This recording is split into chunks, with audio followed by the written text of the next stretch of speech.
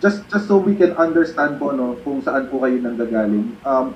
Ano po yung mga factors that were considered nung kayo po naunang mag-file ng kaso po sa regarding the war on drugs po? What was the context? What was going through your mind and Attorney Jude Sabia's mind, etc.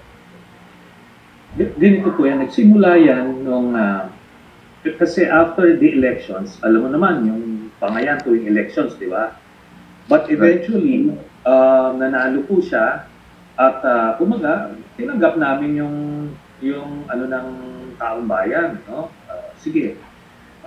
We wanted to give him that chance to prove na tama yung ano niya, yung gusto niyang gawin sa ating bayan.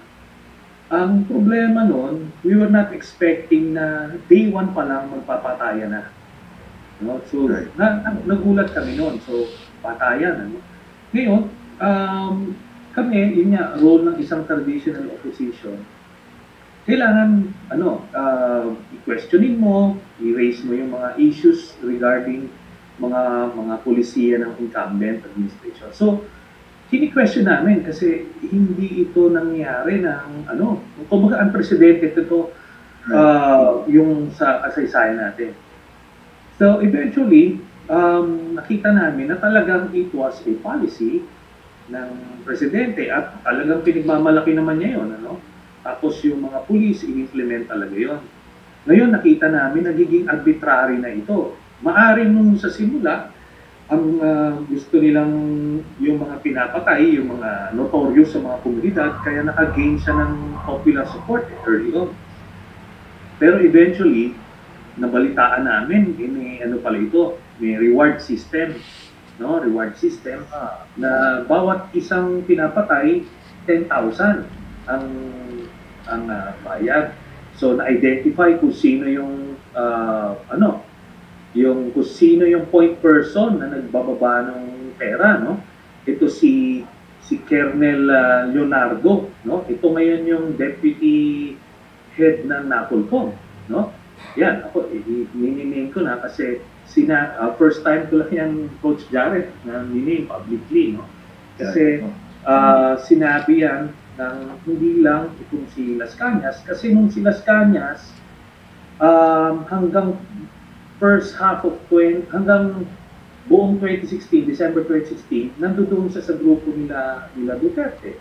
So, pinoform yung from double death squad, in-elevate nila into a national death squad. Tapos ito nga, si Leonardo, siya na yung facilitator nung distribution ng reward system. Pero hindi pa namin, alam yung mga personalities, nakukuha lang namin dun sa mga information from mga police officers themselves, no? Di ngayon, tuloy-tuloy ito, libo talagang they were bragging about it. Ngayon, nagkaroon siya ng mga collateral damage, yung mga democratic institutions natin, yung media, yung civil society, natakot sila kumbaga, dahil baaring ikaw ma-identify ka, masabing nasa drug risk ka. So, yun. Anyway, by around September ko, may mga bumisita na mga ICC related na mga legislators, foreign legislators. For that matter, hindi ICC related, mga foreign legislators. So, minit kami, mga opposition.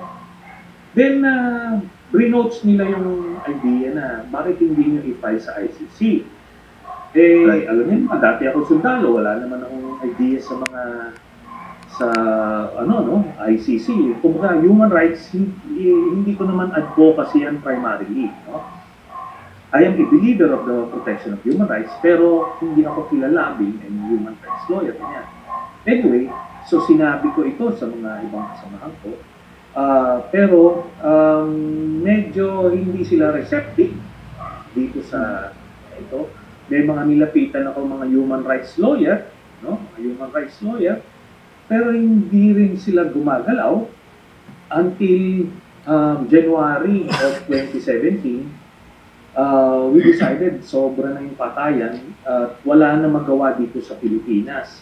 So pagka hindi na iniimbestigahan ang mga ganyan, crimes against humanity, ibig sabihin nun, yung justice system has failed. So, nakahanap ng itong abogado nga, itong si Atty. Jun Sabio. So, we collaborated, binigyan namin sila ng mga ebidensya, ng mga nakalap namin. So, finailing eventually, kasi wala na talagang choice. Kami naman, kami ni Congressman Alejano ng Magdalo Party List, hindi namin muna pwedeng sumama dun sa pag-file na yun kasi kailangan namin i-exhaust all means dito sa Agribantar. Oo, para ma-meet yung complementarity. So kaya nag-file kami ng impeachment.